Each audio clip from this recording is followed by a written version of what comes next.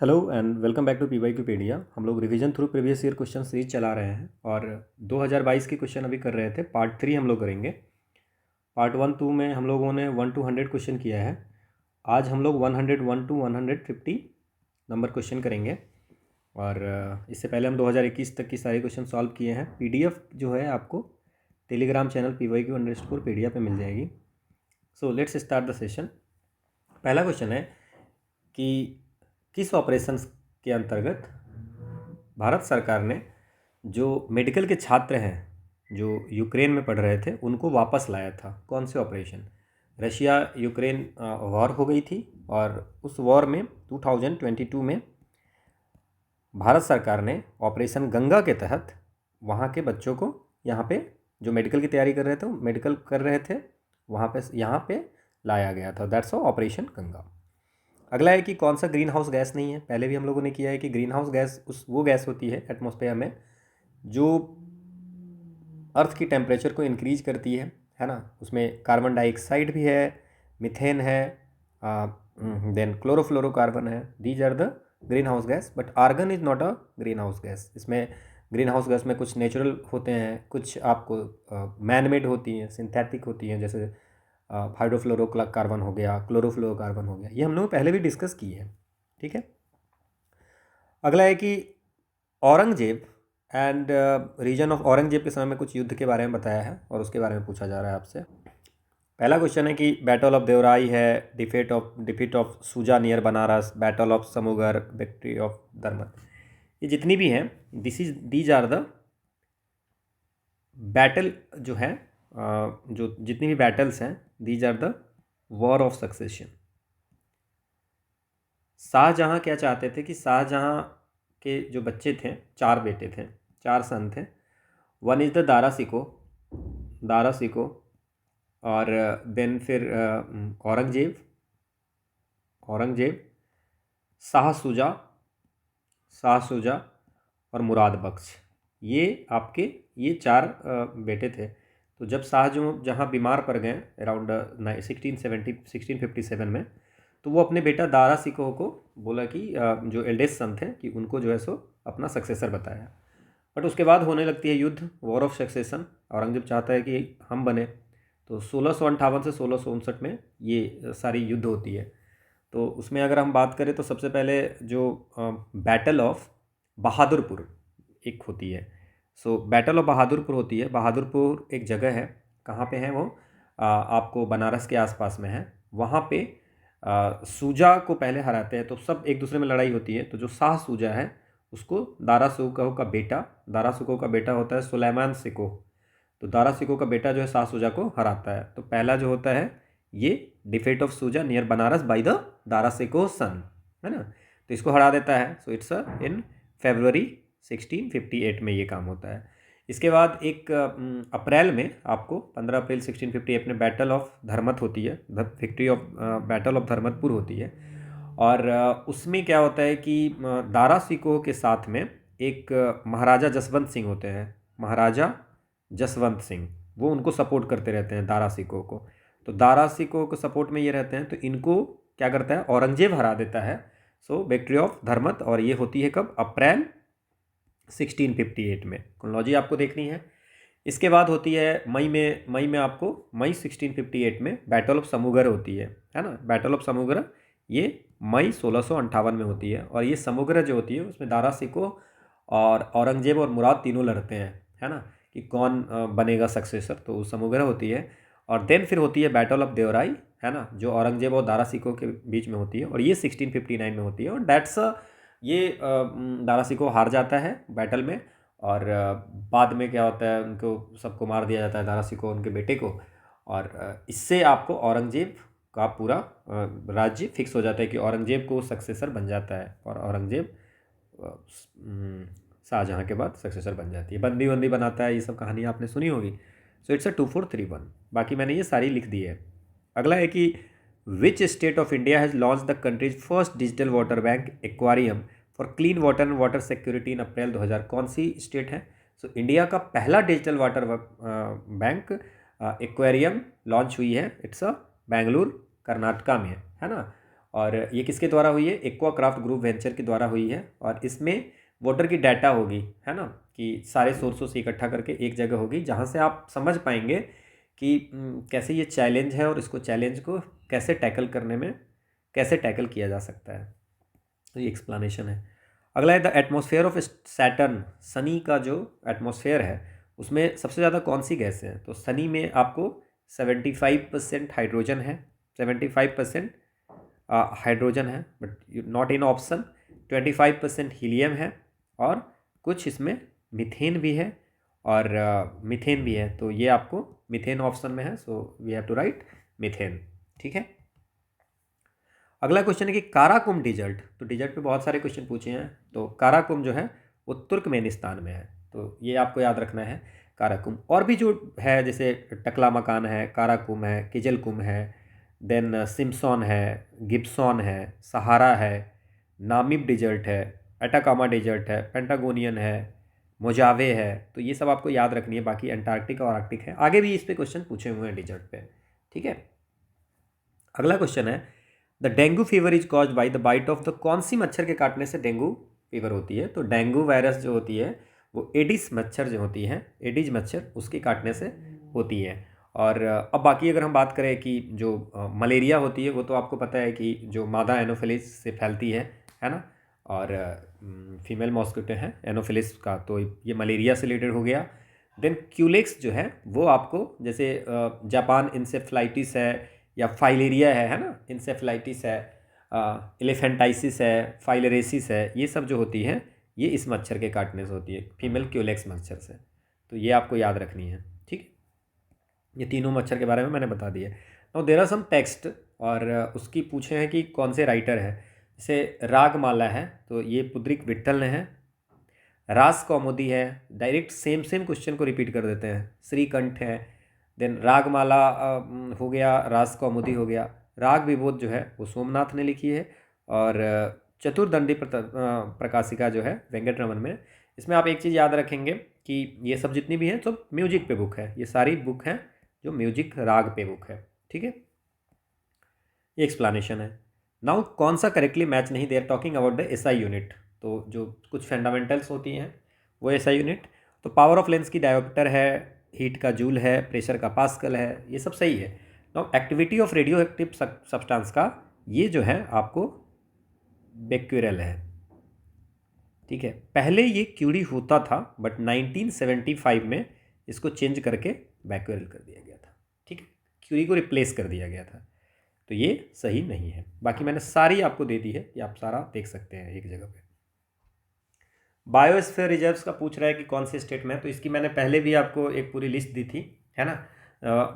मानस जो है सो असम में है, सुंदरबन जो है सो वेस्ट बंगाल में है, नंदा देवी जो है सो आपकी उत्तराखंड में है, पंचमढ़ी जो है सो मध्य प्रदेश में है। बाकी मैंने बायोस्फीयर रिजर्व्स आपको सारी बता दी हुई है, पूरी लिस्ट है। आप इसको याद रखें। खानचेंजोंगा सिक्किम में है, नंदा देवी तो हो ही गया आपका, पंचमढ़ी हो ही गया, है ना। नीलगिरी कर्नाटका में, अगस्त्यामलाई तमिलनाडु केरला में है, शेषाचलम आंध्र प्रदेश में है, और सिमलीपाल उड़ीसा में है, नौकरेक मेघालय में है, सुंदरवन हो ही गया, देहांग देवांग अरुणाचल में है, मानस और दिब्रू साइकेवा असम में है। तो ये पूरी डिटेल आप याद रखेंगे। विच one of the following is not a sustainable development goal targeted 2000 sustainable development goal को हमें अचीव करनी है 2030 तक। तो इसमें से कौन सा नहीं है? सो अगर बात करें स्पेस रिसर्च इसमें से नहीं है, बिकॉज क्वालिटी एजुकेशन की बात करें तो ये गोल नंबर 4 है, जीरो हंगर जो है गोल नंबर 2 है, जेंडर इक्वलिटी जो है सो ये गोल नंबर 5 है। स्पेस रिसर्च कोई उसमें नहीं है। बाकी ये डिटेल आप पूरी याद रखें, हर साल क्वेश्चन आ रहा है। रूहर कोलफील्ड कहाँ पे है? तो जहाँ पे जब मैंने कोलफील्ड बताया था तो मैंने आपको बताया था कि कौन कौन से कोलफील्ड है। तो लार्जेस्ट कोलफील्ड ऑफ जर्मनी का जो है वो है आपको जर्मनी का कोल रिजर्व है ना। रूहर जो है सो जर्मनी का है, रूहर वैली जर्मनी में है। ठीक है। अगला है कि जो सीएनजी है उसमें क्या होता है। जैसे हमने पढ़ा था कि जो नेचुरल गैस होती है, जो एलपीजी होती है उसमें प्रोपेन और ब्यूटेन होती है, बट सीएनजी में क्या होती है? तो सीएनजी में जो होती है, सीएनजी में मीथेन होती है, सबसे ज़्यादा मीथेन होती है।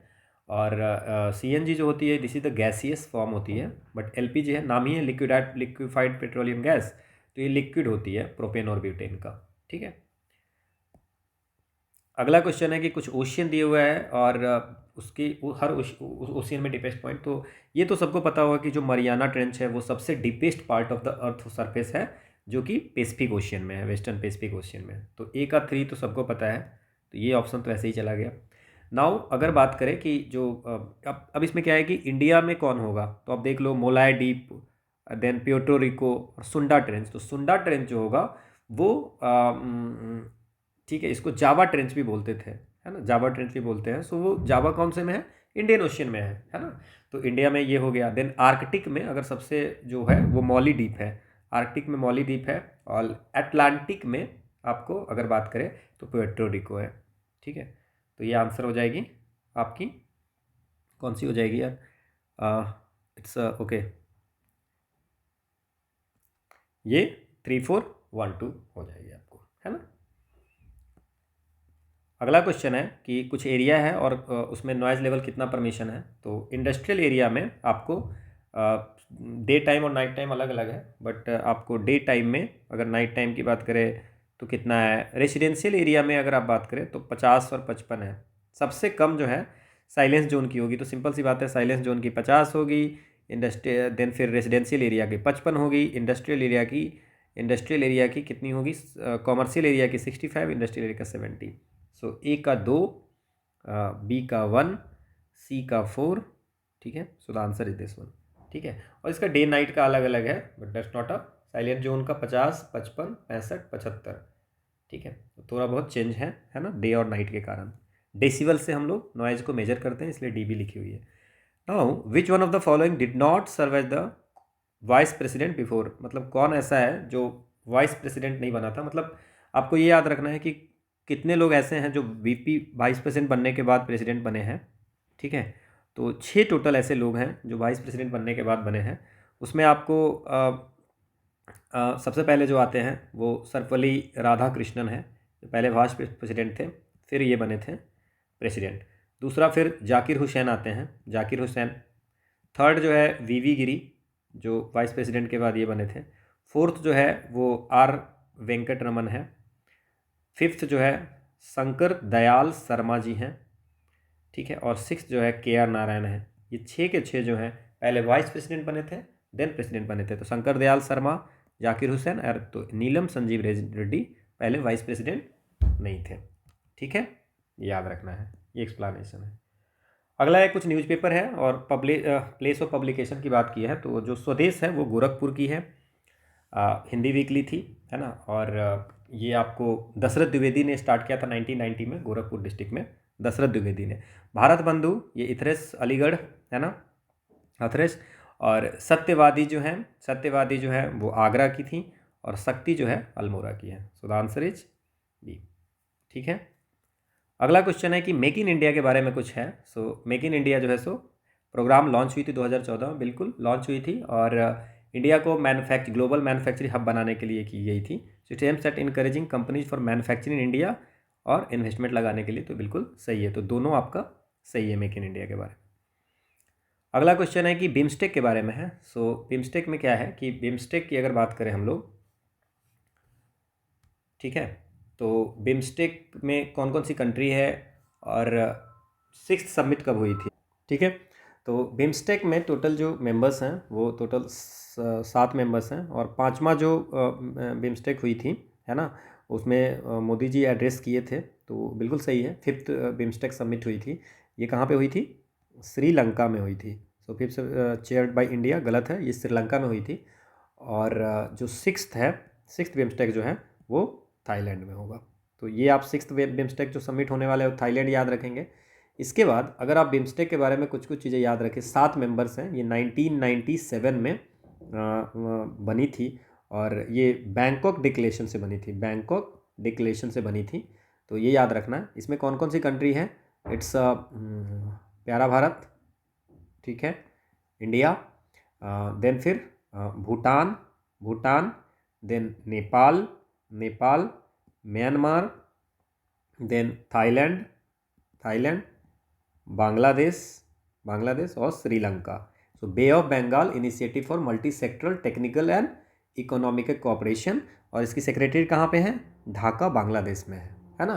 22% वर्ल्ड पॉपुलेशन ये रखती है और अराउंड 4 ट्रिलियन जीडीपी इनकी है कंबाइंड में, है ना। तो ये है, बाकी मैंने डिटेल में सारी चीज़ें दे दी हैं, ठीक है। तो उस समय तो आंसर ये था, बट अभी आप इतना चीज़ें याद रखें जो मैंने आपको एक्स्ट्रा इन्फॉर्मेशन दी, बाकी आप ये देख लेना, इसमें बहुत सारी चीज़ें दी हुई है। अगला है कि रर्बनाइजेशन का कॉन्सेप्ट किसने दिया था। पहले तो आप याद रखिए कि रर्बनाइजेशन होता क्या है। रर्बनाइजेशन जो होता है कि जो इंडिया जो अर्बन एरिया में रूरल की तरह रहना, मतलब ग्रीनरी को बढ़ाना, है ना, लाइफ स्टाइल अर्बन में रूरल लाइफ स्टाइल, है ना। It's a ruralisation of urban. Ruralisation, rural में क्या है, पॉल्यूशन नहीं है, अच्छे से लोग रहते हैं, है ना, ग्रीनरी है, तो वो अगर अर्बन में भी कर देंगे तो रूरलाइजेशन ऑफ अर्बन, ये कॉन्सेप्ट दिया था जीएस घुरे ने। जीएस घुरे ने कहा था कि रूरल अर्बनाइजेशन के बारे में, है ना, नेचुरल ग्रीनरी वगैरह बना डेवलप करने के लिए। This is the explanation. अगला क्वेश्चन है कि गंगा एक्शन प्लान जो 1985 में लॉन्च हुई थी, उसकी क्या पर्पस थी। तो 1985 से 2000 ईस्वी तक पहला फेज 15 साल की थी, इसमें था कि गंगा को पॉल्यूशन फ्री बनानी है ना। बस यही था कि गंगा को कैसे भी पॉल्यूशन फ्री बनानी है, और वहीं पे उसी प्लान के अनुसार से national river Ganga basin authority बनी थी, है ना, ठीक है। और इसी में गंगा एक्शन प्लान के तहत ही declare Ganga as a national river of India. ये एक्सप्लेनेशन है। अगला है कुछ गॉड हैं और उसके सिंबल हैं। तो कौन से गॉड क्या रखते हैं। शिव जी के पास में त्रिशूल है, ट्राइडेंट। विष्णु जी के पास चक्र है। गणेश के पास में रोप और नूज है। सरस्वती जी के पास बीना है। एटलीस्ट इतना तो पता ही था, है ना। ये मैंने सारा आपको दे दिया है। गणेश जी के पास में, है ना, बुद्धा, हनुमान, सब गदा। तो चक्र, विष्णु जी के पास चक्र। देन फिर कौन कौन था, शिव जी के पास त्रिशूल। देन सरस्वती जी कहीं हैं, सरस्वती जी के पास बीना, और गणेश जी। ये 4 पूछा था मैंने, सारी इंडियन गॉड्स का दे दिया कि इनके हाथ में क्या है। नाउ कुछ ट्रेड यूनियंस है और किस पॉलिटिकल पार्टी से हैं। तो 6 ट्रेड यूनियन हैं बात अगर करें तो। भारतीय मजदूर संघ जो है वो बीजेपी, भारतीय जनता पार्टी से हैं affiliation. Indian national trade union Congress जो है वो आईएनसी से है। और यूनाइटेड ट्रेड जो है, यूनाइटेड ट्रेड यूनियन कांग्रेस जो है वो आपको सीपीआईएम से है। और आपको अगर याद रखना है, all India trade union Congress जो है वो आपको कम्युनिस्ट पार्टी ऑफ इंडिया से है। इसके अलावा आप याद रख सकते हैं कि हिंद मजदूर सभा ये आपको समाजवादी पार्टी से है, और सेवा जो है वो किसी पार्टी से है नहीं। तो इतनी सारी चीज़ें आप याद रखेंगे, ये पूरी डिटेल है। अगला है कि पार्टी गेट स्कैंडल जो यूनाइटेड किंगडम में हुआ था वो किस चीज़ से रिलेटेड था। तो पार्टी गेट स्कैंडल जो है पॉलिटिकल स्कैंडल है यूनाइटेड किंगडम में। वहाँ पे क्या हुआ था कि जो गवर्नमेंट के स्टाफ थे, है ना, और तो कोविड-19 पेंडेमिक में, है ना, जब पूरी जगह पे पब्लिक हेल्थ रिस्ट्रिक्शन लगी थी तो वो सब एक जगह गैदर हुए थे। That's a party get scandal of United kingdom. Floating of covid norms, ठीक है, उसका उल्लंघन किए थे PM office, British PM office से। तो ये पार्टी गेट स्कैंडल है, वो उस समय न्यूज में था।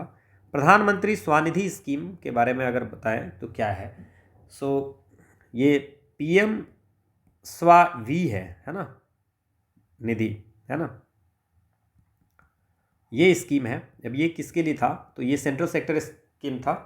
और ये जो है ना, इसमें आपको याद रखना है कुछ चीज़ें कि शुरुआत में जब ये था, ये सारे स्ट्रीट वेंडर के लिए था, स्ट्रीट वेंडर के लिए, ऑल स्ट्रीट वेंडर के लिए था।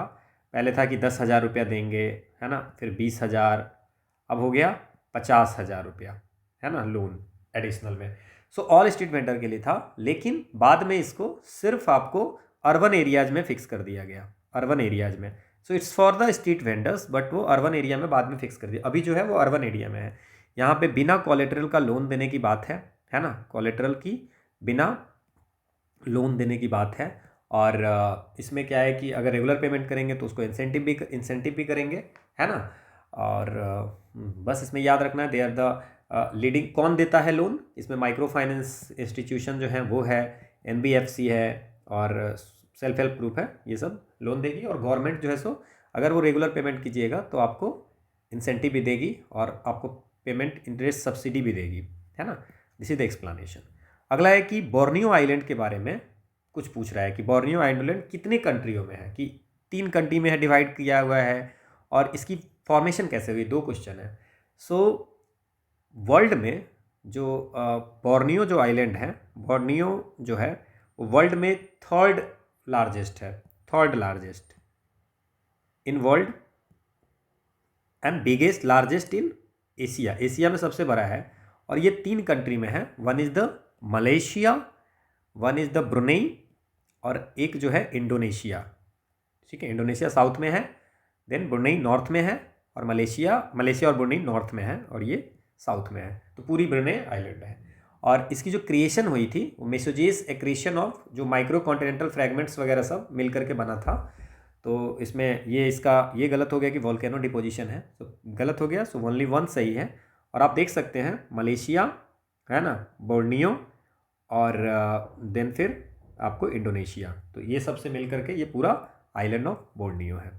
ठीक है, अगला है कि कौन सा करेक्टली मैच नहीं है। सो नियोप्रीन जो है वो सिंथेटिक रबर है, पहला सिंथेटिक रबर है, स्पेशलाइज रबर। एस्पार्टम जो है सो स्वीटनर है, ये भी सही है, और आर्टिफिशियल स्वीटनर है। ऑक्सीटोसिन जो है हार्मोन है, नेचुरल हार्मोन है, वो male reproductive system female reproductive system को मैनेज करती है ना।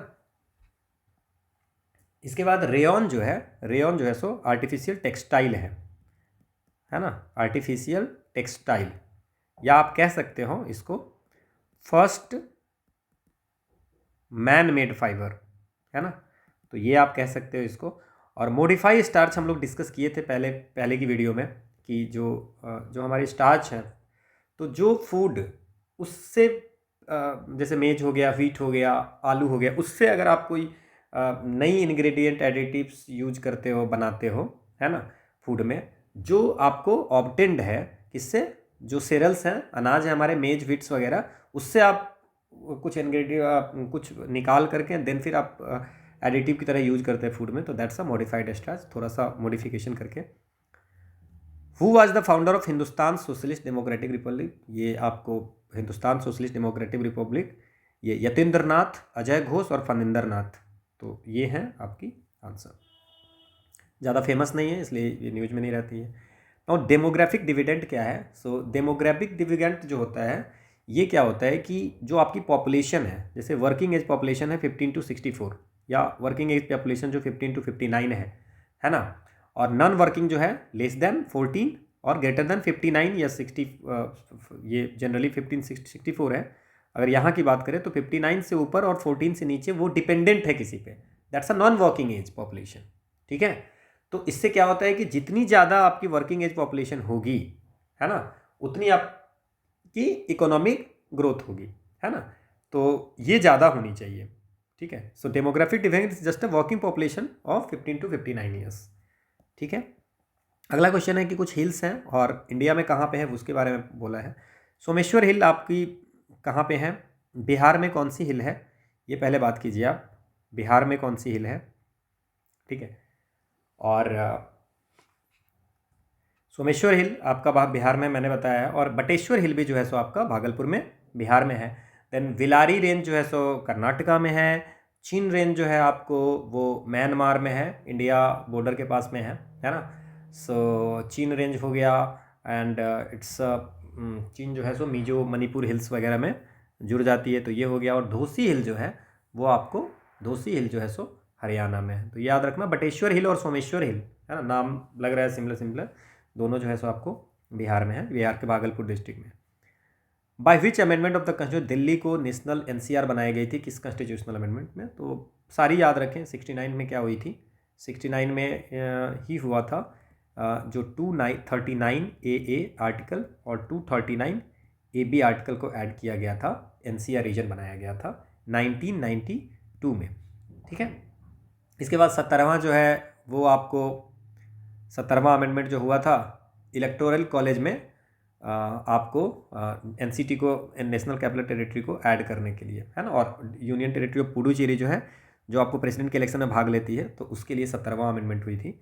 73वां आप लोगों को पता है पंचायती राज, और 75वां जो अमेंडमेंट हुआ था वो रेंट कंट्रोल ट्राइब्यूनल बनाने के लिए हुआ था, आर्टिकल 323B में के तहत है ना, उसमें अमेंड करके। तो ये पूरी डिटेल मैंने आपको दे दी है।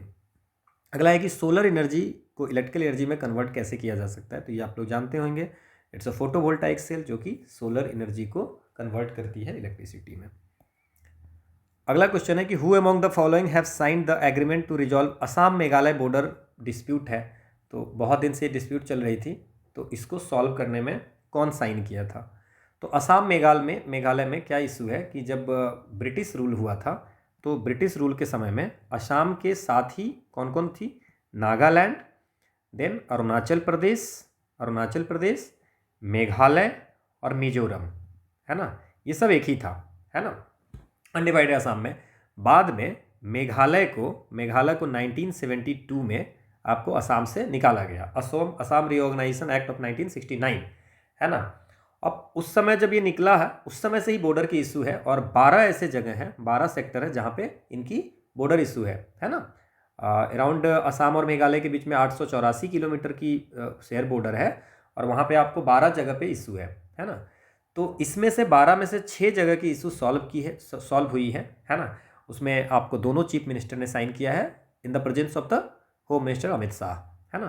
तो हेमंत बिश्व शर्मा और कोनार्ड के संगमा, तो चीफ मिनिस्टर ऑफ असम और मेघालय ने उस पर साइन किया है। ये पूरी एक्सप्लेनेशन है, देख सकते हैं आप ये। अगला है कि कौन सा फंडामेंटल ड्यूटी नहीं है। तो फंडामेंटल ड्यूटी मैंने पहले ही बताया कि सारी याद रखो आप, है ना, कि कौन सी नहीं है। Monument to protect not a fundamental duty, है ना।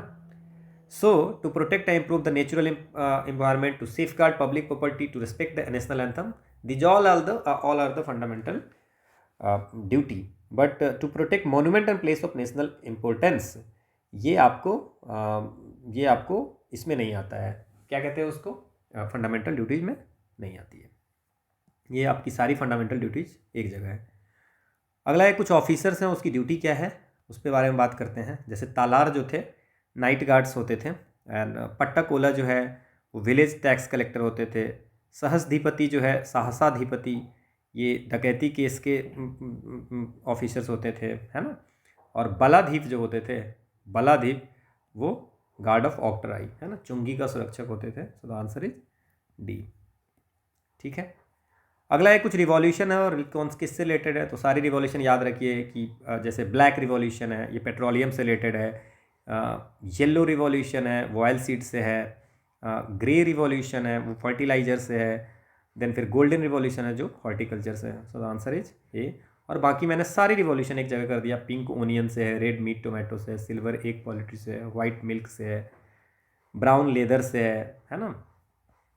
अगला क्वेश्चन है कि which one of the following is a landlock country. अब लैंडलॉक कंट्री क्या होता है, लैंडलॉक कंट्री वो होता है कि जिसके चारों तरफ, जैसे बिहार लैंडलॉक स्टेट है, उसके वो लैंड मतलब कि कहीं पे भी समुद्र से नहीं मिल रहा है ना। चारों तरफ जो भी स्टेट या जो भी है वो सारी जो है आपको सारे स्टेट से घिरी हुई है, कहीं भी वाटर से नहीं घिरी हुई। तो उसी तरह लैंडलॉक कंट्री में है कि सारे तरफ से कंट्री ही होगी, कोई आपको जो है सो ये वाटर वाली नहीं है। तो उसमें जो है सो जो बहुत सारी कंट्री है ना। तो उसमें आप अगर बात करें तो which of the following is landlock, तो बोलिविया जो है वो आपको लैंडलॉक है, it's in South America. South America में बोलिविया कंट्री है।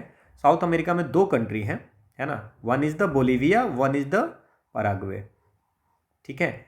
और नॉर्थ अमेरिका में एक भी नहीं है। इस तरह से आप याद रखिए, है ना, तो आपको याद रहेगा।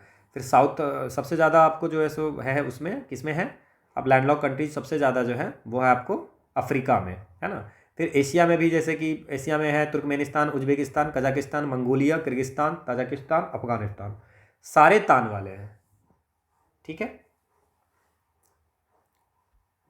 इसमें एक चीज़ और याद रखिए, एक कॉन्सेप्ट है डबली लैंडलॉक, ये कभी पूछ सकता है। तो डबली लैंडलॉक क्या है, मतलब कि एक लैंडलॉक कंट्री है और उसके चारों तरफ जितनी है सब लैंडलॉक कंट्री है। लैंडलॉक समझ गए आप, और लैंडलॉक कंट्री के चारों तरफ जितनी कंट्री है वो सब लैंडलॉक है। ऐसी 2 कंट्री है, वन इज द लिचटेनस्टीन, ठीक है, और एक उज्बेकिस्तान। याद रखें आप इसको, ये 2 ऐसी कंट्री है जिसके नेबर्स भी लैंडलॉक्ड है, मतलब सोचो डबली लैंडलॉक्ड है। ये देखो आप पूरी लिस्ट दी हुई है, एक बार देख लोगे, गो थ्रू करोगे तो हो जाएगा।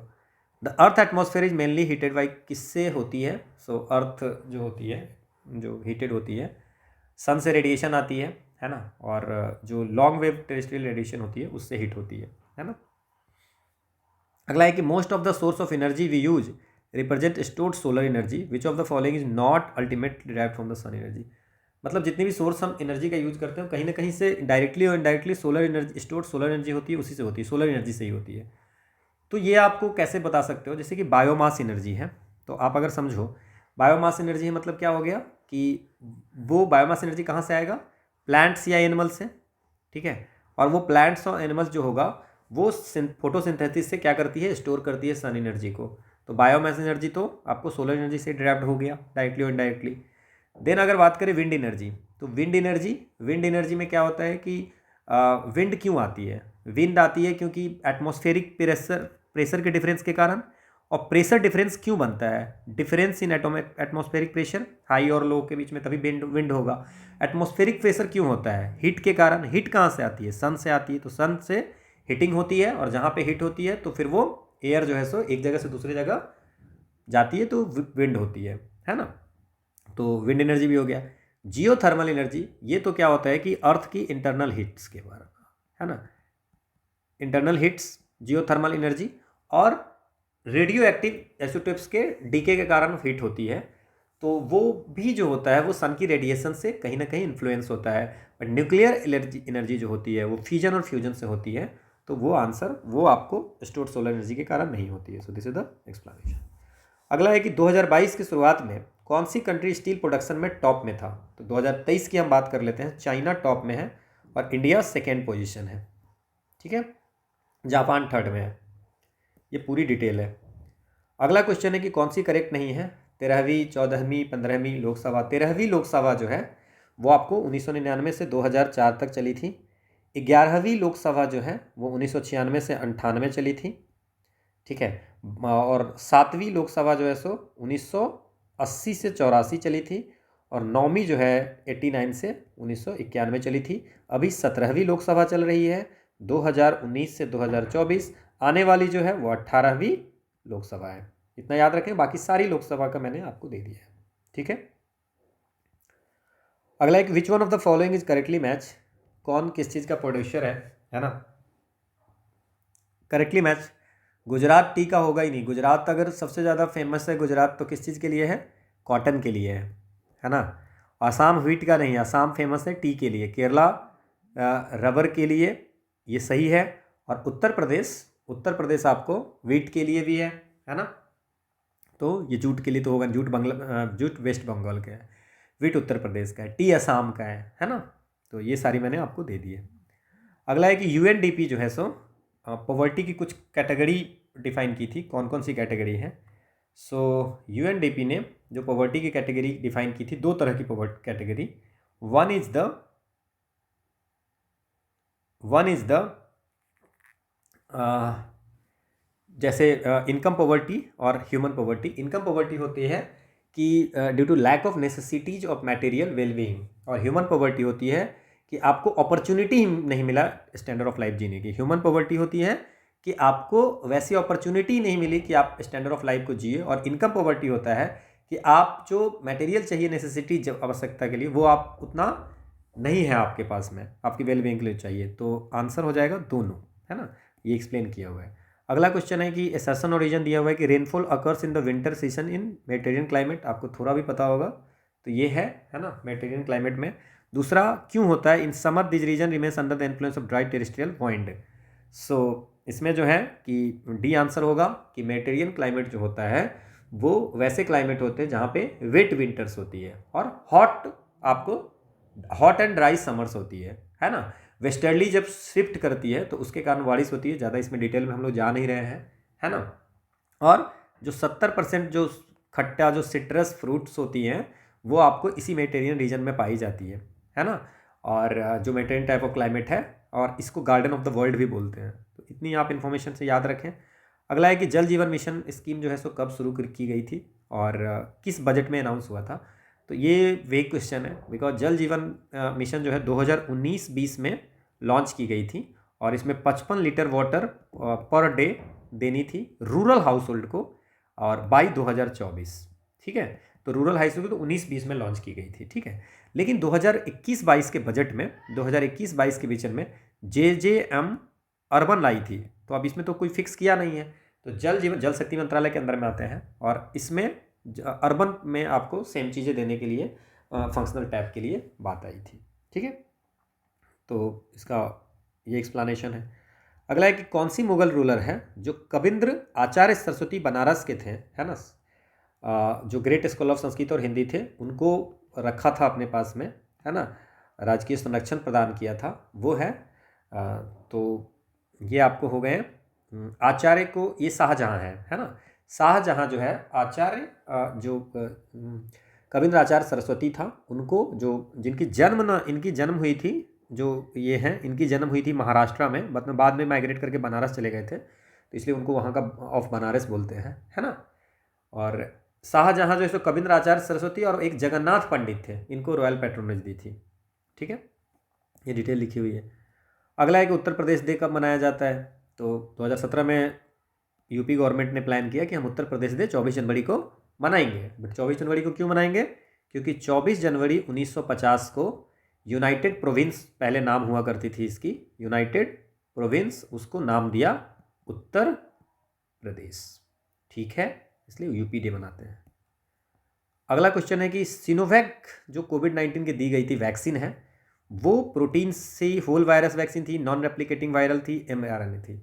सिनोवैक जो थी एक कंपनी है, सिनोवैक बायोटेक, चाइनीज कंपनी है, उन्होंने ये लॉन्च की थी और ये होल वायरस वैक्सीन थी, है ना, होल इन्फेक्टेड वायरस कोविड-19 वैक्सीन था जो चाइनीज कंपनी सिनोवैक ने बनाई थी। ये एक्सप्लेनेशन है। अगला है कि with reference to commonwealth games schedule in 2022 and 26 which of the following statement is are correct. तो कॉमनवेल्थ गेम्स जो 2022-26 में हुई है, तो 22 में आप बताओ 2026 में कहाँ होने वाली है, तो 2026 में तो ऑस्ट्रेलिया में होने वाली है, और 22 में कहाँ पे हुई थी, इंग्लैंड में, तो दोनों सही है। और जो 22 में हुई थी उसमें इंडिया की क्या रैंकिंग थी, उसकी बात अगर करें तो इंडिया को रैंक 4th, है ना, गोल्ड में गोल्ड 22, सिल्वर 16, ब्रोंज 23, टोटल 61 पदक जीती थी। ठीक है, ये एक्सप्लेनेशन है। अगला है कि the union minister of environment forest and climate change government of India, इसमें इन्होंने डॉल्फिन डे मनाई है। सो डॉल्फिन डे कब मनाई है, सो ये डॉल्फिन डे 5 अक्टूबर को डॉल्फिन को कंजर्व करने के लिए, है ना, डॉल्फिन डे मनाई जाती है 5 अक्टूबर को। This is the explanation. Thank you for watching. So quote of the day क्या है कि don't blame the distractions, improve your focus. हमारे ये डिस्ट्रैक्शन है सर, हमारी ये प्रॉब्लम है, सो उसको ब्लेम नहीं करो, don't give the excuses, focus करो, अपनी फोकस को बढ़ाओ कि डिस्ट्रैक्शंस में भी आप काम कर पाओ। ठीक है, तो thank you again for watching, and this is the Telegram channel जहाँ पे आपको PDF मिल जाएगी। और 2022 की कंप्लीट हो गई, विल स्टार्ट नेक्स्ट डे 2023 से हम लोग स्टार्ट करेंगे। Thank you.